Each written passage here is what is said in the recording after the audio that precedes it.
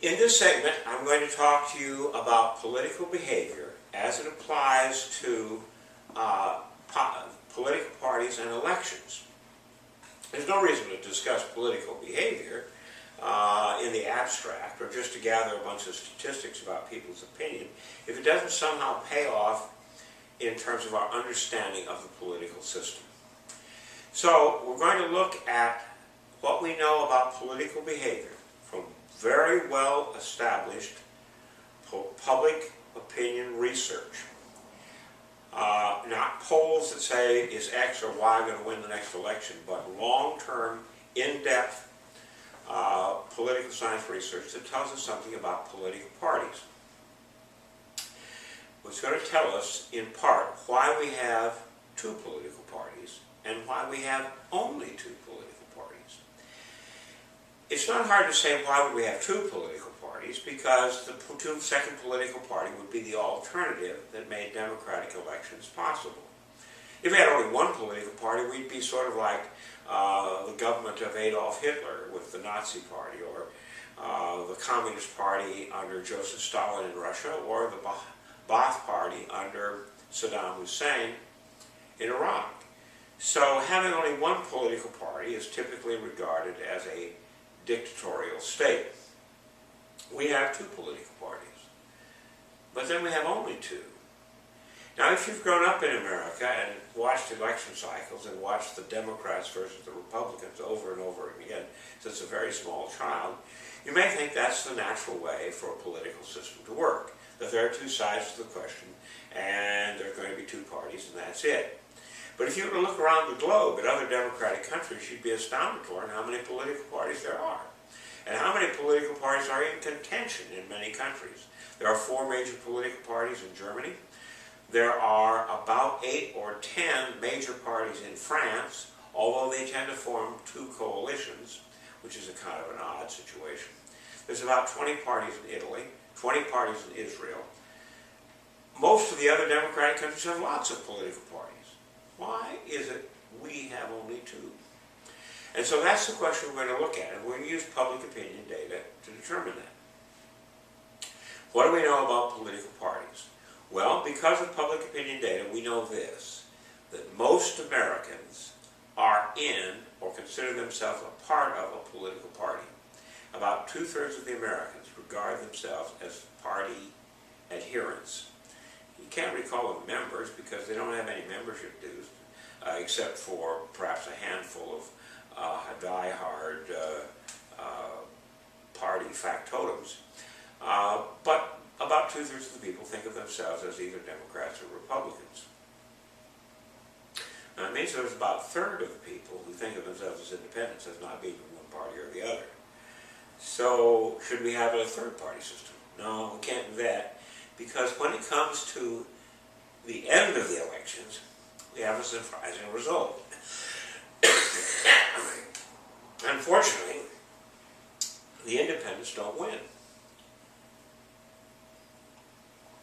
If you look at all of the governors today, all of the governors are Democrats or Republicans. If you look at the U.S. Senate, 98 of the 100 members are either a Democrat or Republican. There are 2 independents, but they are really Republicans who quit the Republican Party and now caucus with the Democrats. So they're really Democrats. Why haven't they just called themselves Democrats? Well, because they were initially elected as Republicans, and they want to continue, for some of them supporters, to say that's the Republican Party that pushed them out, rather than saying they switched sides. It's tricky in American politics to be someone who switches from one party to the other. And if you do it once, you can't do it twice. So we have a 2-party system. If you look at the House of Representatives, again, overwhelming. Out of the 435 members, they're all either Democrats or Republicans. How about presidents? Well, since the Civil War, every president of the United States has either been a Democrat or a Republican.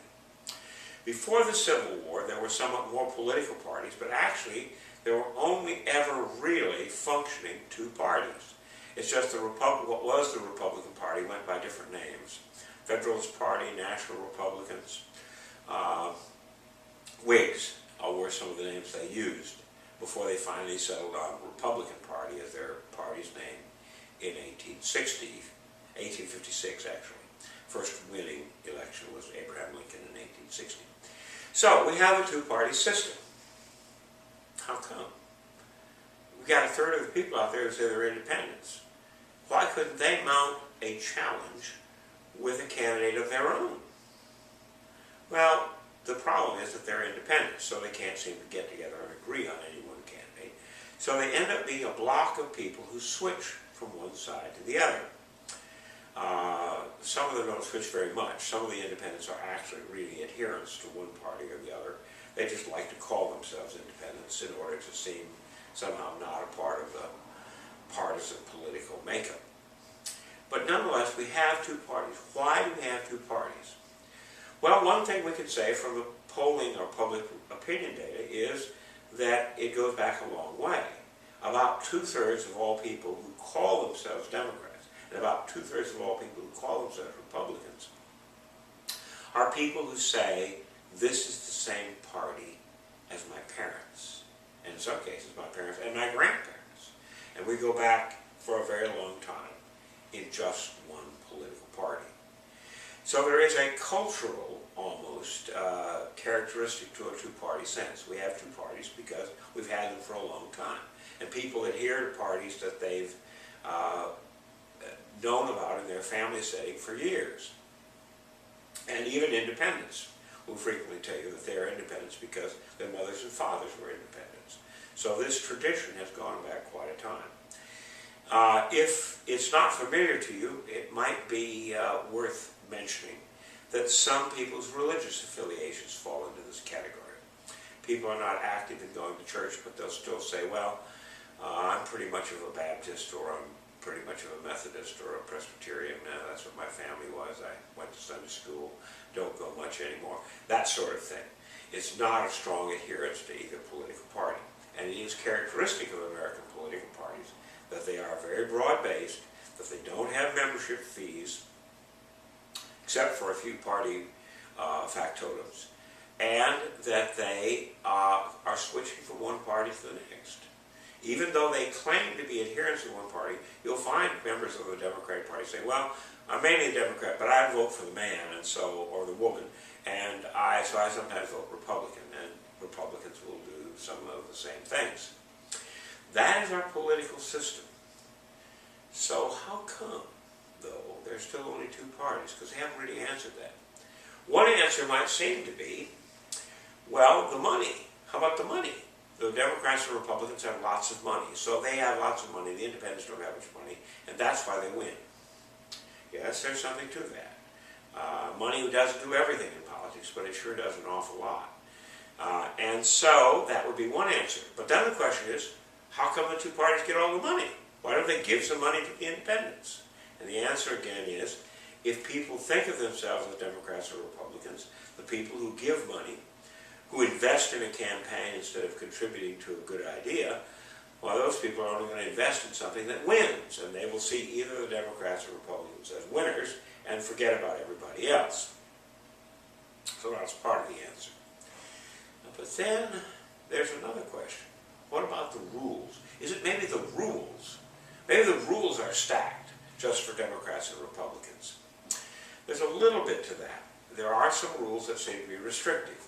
Here in the state of Tennessee, to put the name on the ballot with the word Democrat or Republican behind it, you have to have an organized political party like the Democrats and Republicans.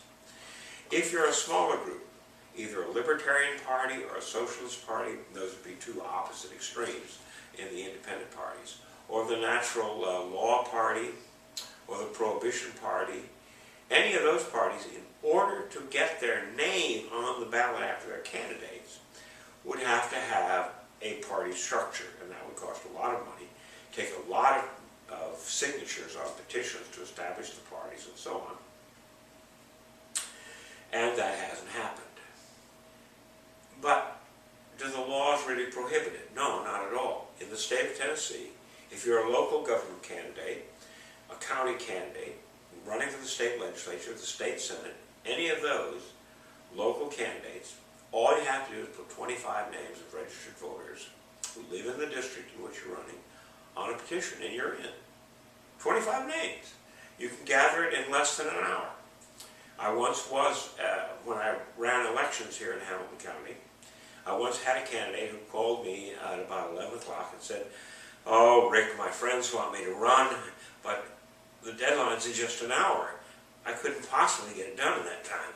I said, "Well," excuse me, "actually you could."